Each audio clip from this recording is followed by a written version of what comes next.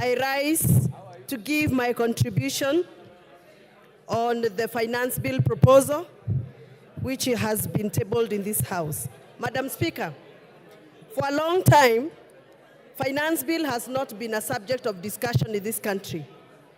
But for the last 1.5 years, Kenyans have awakened to the issues that are there in finance bill and have made it a public discussion.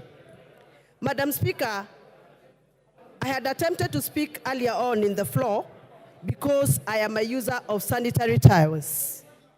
And as a user, as a mother, as a woman leader, I am greatly concerned that the price of sanitary towels and diapers is not only going to affect the mothers and the users of those items, but is going to affect the budget of individual homes. I have interrogated the proposal of the finance bill very deeply, Madam Speaker, and I've realized that there are promises flying around. The excise duty that was proposed on sanitary towels and diapers has been removed. Or rather, there is a recommendation from the Committee of Finance to remove excise duty on imported sanitary towels and diapers. However, Madam Speaker, the raw materials that are being used by local manufacturers are subjected to VAT.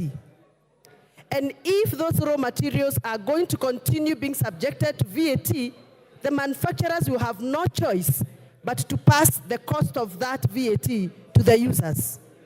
And therefore, Madam Speaker, if we do not remove VAT on raw materials that are making sanitary towels in Kenya for local manufacturers, we are still going to have expensive sanitary towels and diapers. Madam Speaker, currently there are children who do not go to school when they are on menses because they cannot afford sanitary towels. If we add extra price on cost of sanitary towels, we are going to deter lives of many girls who can become powerful women in this country. Madam Speaker, in the spirit of making laws, we cannot make laws to obscure other laws.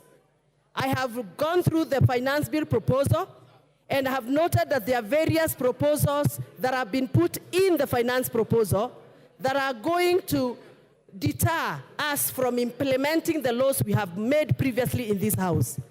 Madam Speaker, in the respect of that, I note that we have agreed a proposal to amend the Data Protection Act. Data Protection Act of 2019 is a law that we made in the previous parliament to protect our personal data. I know members of this House, I included, have received numerous messages from members of public.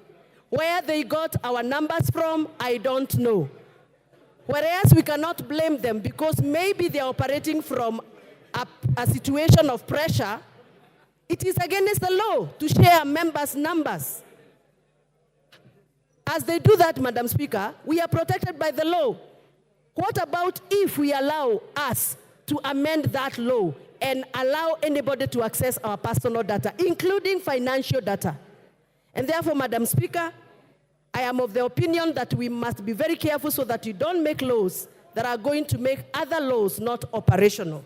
Madam Speaker, I represent farmers. And I would have been very excited to hear that just like we have given VAT exemption to the transportation of sugarcane, which I am happy about, we also provide the same provision for the farmers who transport milk, who transport avocados, who transport macadamia, tea leaves, and coffee. Madam Speaker, I understand that we want to make sure that we lower the cost of operation for sugar millers so that they can lower the cost of final product to us, which is sugar that we consume in our tea. But we also consume milk, and we also want to lower the cost of production of milk so that we can have affordable a cup of tea. And therefore, I would request this House to consider to also provide and extend the same treatment to my farmers in Githunguri. With those very many remarks that I have made and I have observed, I am still not convinced that I should support. The Honorable Member for Homa Bay.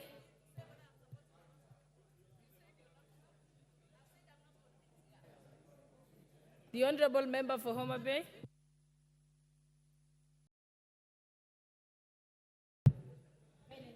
Thank you so much, Madam Speaker, for giving me this opportunity to also debate and make contributions on this finance bill. Madam Speaker, I rise to, from the beginning, I say that I reject this finance bill. Madam Speaker, the reason as to why I'm saying I'm rejecting the finance bill, not just rejecting partially, but in totality. Because, Madam Speaker, this is a finance bill that from the onset, there is always increased taxation, item by item, detail by detail, up to the end. I want to say, Madam Speaker, because I recognize that we were advised by the Honorable Speaker Wetangula that we can present our contributions based on linkages, based on our opinions, based on the budget, and based on the finance bill that is current on the table. Madam Speaker, I want to say that as Kenyans, first and foremost, we were disappointed with the presentation that was given by the PS Treasury. Madam Speaker, I want to say that Kenyans keenly listened to how revenue was going to be generated to fix what is proposed in the budget. Madam Speaker, I want to say that Kenyans were left shocked because what was proposed, one of the things was we raised revenue because we want to sort out our pending bills.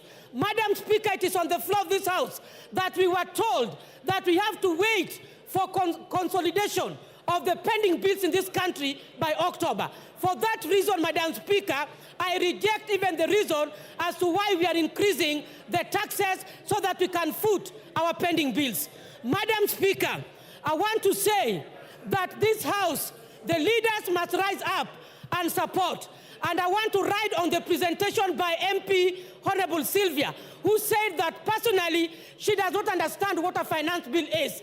I want to say that even yesterday we know that our colleagues were invited at State House. I thought they were going to make meaningful contributions, Madam Speaker, and give contribution as to why they think they are under siege in the respective constituencies where they come from. Madam Speaker, I want to register in this House that we share as colleagues, but the kind of issues that we are saying that we are relying, the Azimio of this other side of the opposition is relying on social media. Why did they choose to act, Madam Speaker, on the social media by telling us along the corridors that all the things you were arguing about, we have dropped? Madam Speaker, that was bread issue. Madam Speaker, the taxation of the motorcycle, which means they are also conflicting and contradicting what they're saying, Madam Speaker. Why did they also choose to act on the issues of social media? Why did they choose to respond to the Fourth Estate? Madam Speaker, I want to say that public participation needs to be redefined in this House. Yesterday, when we watched over the television, Madam Speaker, I saw a desperate minority whip. That is, I saw a desperate Honorable Whip Osoro, when he was very desperate of trying to convince Kenyans and deeply thinking on how taxation on bread has been dropped, on how taxation of motorcycles have been dropped. I saw a desperate and so much a person who is under pressure. Madam Speaker, I want to say that we must stand firm on the floor of this House and rise beyond numbers. Issues of numbers does not arise when we are talking about finance bill. Madam Speaker, I want to say that finance bill 2023 can equally be applicable on this budget that we want to appropriate. Madam Speaker, I want to say that there must be progression on how we generate our taxes. Madam Speaker, private sectors, I wish you gave me one more minute, Madam Speaker. Madam Speaker, I have valid points. Kindly, I'm requesting for 1 minute, Madam Speaker. Thank you so much. Being a woman speaker, you know very well the problems we have.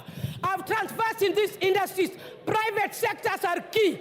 If they migrate from this country, we must take care of their interests. When we talk about zero rating, we go to standard rating. We are talking of exempt. The final sufferers are consumers.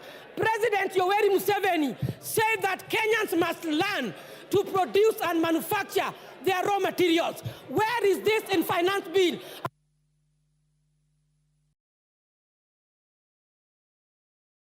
Thank you. The Honorable Member for Alego Usonga, Honorable Samuel Atandi. Thank you, Madam Speaker. Madam Speaker, I want to make a few observations.